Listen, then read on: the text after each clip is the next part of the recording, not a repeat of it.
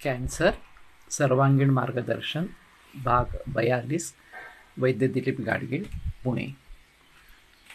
तो कल हम परहेज के बारे में बात कर रहे थे और पथ्य अगर सेवन है, परहेज कर रहे हैं तो औषध की ज़रूरत ही क्या है, और अगर परहेज नहीं कर रहे हैं तो औषध से फ़ायदा क्या।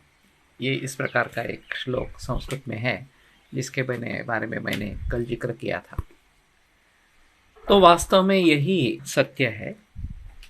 लोग ऐसा समझते हैं कि जो भी कुछ परिणाम आने वाला है वो केवल औषध से ही होने वाला इस प्रकार का है, और इसके पीछे एलोपैथी में जो डेवलपमेंट हुई है उसका एक इतिहास है। ऐसा सुना है कि 1935 में अमेरिका में एमबीबीएस के करिकुलम की जो गठन समिति होती है, सिलेबस समिति होती है, उसमें फार्मेसी के रिप्रेजेंटेटिव लिए गए, उनके सदस्य स्वीकृत किए गए। और तब से जो रिसर्च है एलोपैथी में, संशोधन जो है वो केवल फार्मेसी ड्रिवन, फार्मेसी द्वारा संचालित इस प्रकार का हो गया। और जो भी नतीजा हमें लेना है, पाना है, वो केवल ड्रग का परिणाम है, केवल औषधियों का ही परिणाम है, ये सिद्ध करना ये शुरू हो गया। तो चाहे आप ब्लड प्रेशर की दवा ले रहे हो, चाहे डायबिटीज के लिए दवा ले रहे हो, चाहे थायराइड के लिए दवा ले रहे हो, किसी भी रोग के लिए अगर आप दवा लेते हैं तो ये केवल उस दवा का परिणाम स्वरूप उसमें हमें रिजल्ट्स चाहिए, हमें परिणाम चाहिए, ये मकसद रहा। और ये सिलसिला आज भी चालू है।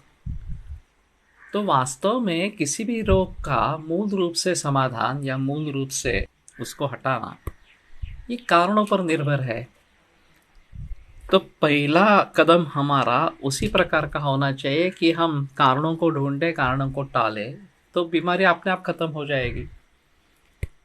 लेकिन फार्मेसी ने इस प्रकार का माहौल पैदा किया कि कुछ करने की ज़रूरत नहीं है, कारणों को ढूंढो ही नहीं, सिर्फ जो हम दवा देते हैं वो दवा लेते रहो, बस आपका ब्लड प्रेशर नॉर्मल हो जाएगा, आपकी शुगर नॉर्मल हो जाएगी, आपका और कुछ भी करने की ज़रूरत इस प्रकार की नहीं है। तो ये बड़ा अजीब संकट इस प्रकार का है। तो लोग भूल ही गए कि परहेज रखना ज़रूरी होता है और परहेज से ही रोग दूर होते हैं। पुराने ज़माने में जब बुखार आता था तो हम क्या करते थे, हम लघुभोजन करते थे, हल्का अन्न खाते थे, यानी कि केवल द्रवाहार, गंजी हो चावल की या मूंग का सूप इस प्रकार का हो, चाय कॉफ़ी इस प्रकार की हो, पानी उबाल के लेते थे और विश्राम करते थे। और फिर हमारी जो अग्नि है वो उस विश्राम से उसकी ताकत मिलती, वो दोषों का पचन कर पाती और 2-3 दिन में बुखार उतर जाता। लेकिन जब से ये पता चला कि सूक्ष्म जीवों के जरिए, माइक्रो ऑर्गेनिजम्स, ये बुखार आता है और उसके लिए एंटीबायोटिक्स प्राप्त हो गई है, कि उनको मारने वाली दवाइयाँ प्राप्त हो गई, और फिर उससे बुखार में तुरंत राहत मिलने लगी। टाइफाइड जैसे जो 21 दिन तक भी चलते थे वो 3-4 दिन में ही समाप्त होने लगे। तो लोगों ने सोचा कि हाँ, हमें पता ही नहीं था कि इस प्रकार के सूक्ष्म जीव है और वो इस ज्वर का कारण है, और उनको ख़त्म करने पर बुखार ख़त्म हो जाता है। तो बस यही करना है, खाने पीने के बारे में क्यों सोचना है, या फिर द्रवाहार करना है, ये विश्राम लेना है, ये कुछ करने की ज़रूरत ही नहीं। तो ये एक बार भ्रम पैदा हो गया कि ये आधा अधूरा है।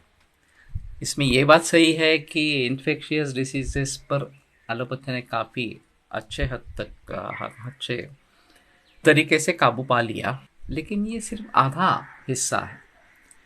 दूसरी ओर वो जो सूक्ष्म जीव है उनकी प्रतिरक्षा शक्ति बढ़ने लगी और हमारी घटती रही, और अभी का माहौल खड़ा हुआ है।